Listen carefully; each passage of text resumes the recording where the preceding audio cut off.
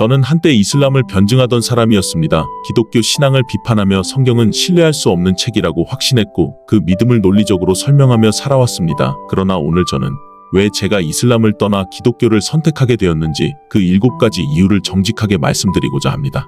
첫 번째 이유는 신약 성경의 역사적 신뢰성이었습니다. 저는 성경이 여러 언어를 거쳐 번역된 책이기 때문에 신뢰할 수 없다고 주장해왔지만 실제로 조사해보니 신약 성경은 수천 개의 헬라어 사본과 수만 개의 초기 인용 자료를 가지고 있었고 그 어떤 고대 문헌보다도 원문 보존이 뛰어나다는 사실을 부인할 수 없게 되었습니다.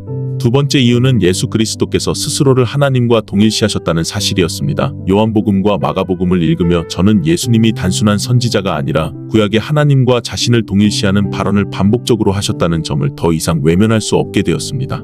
세 번째 이유는 예수님의 십자가 죽음이 역사적 사실이라는 점이었습니다. 기독교인이 아닌 학자들조차 예수께서 본디오 빌라도 아래에서 십자가에 못 박혀 죽으셨다는 사실을 예수의 생애 가운데 가장 확실한 역사적 사건으로 인정하고 있다는 점은 제 신앙에 매우 큰 도전이 되었습니다. 네 번째 이유는 예수 그리스도의 부활에 대한 증거였습니다.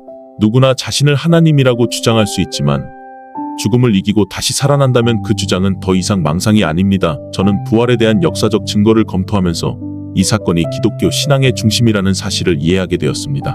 다섯 번째 이유는 같은 비판적 기준을 이슬람에도 적용했을 때 나타난 문제들이었습니다. 무함마드의 생애에 대한 기록은 예수에 비해 훨씬 늦게 등장하며 그 전승의 신뢰성 또한 동일한 역사적 검증을 견디기 어렵다는 사실을 직면하게 되었습니다. 여섯 번째 이유는 꾸란의 보존과 모호성에 대한 주장 역시 역사적으로 검증하기 어렵다는 점이었습니다. 어릴 때부터 당연하게 받아들였던 주장들이 실제 자료 앞에서는 더 이상 절대적인 확신으로 남아있을 수 없다는 사실을 인정하게 되었습니다. 그리고 일곱 번째 이유는 그 모든 검증 끝에 마주한 예수 그리스도의 복음이었습니다. 예수님은 단순히 규칙을 주시는 분이 아니라 인간의 죄를 대신 지고 십자가에서 죽으시고 부활하심으로 구원의 길을 여신 분이셨습니다.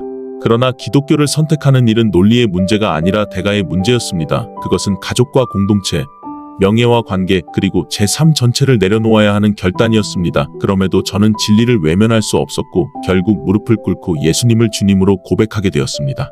이것이 제가 이슬람을 떠나 기독교를 선택하게 된 7가지 이유이며 진리는 언제나 편안함이 아니라 모든 것을 요구하는 부르심이라는 사실을 제 삶으로 배우게 된 이야기입니다.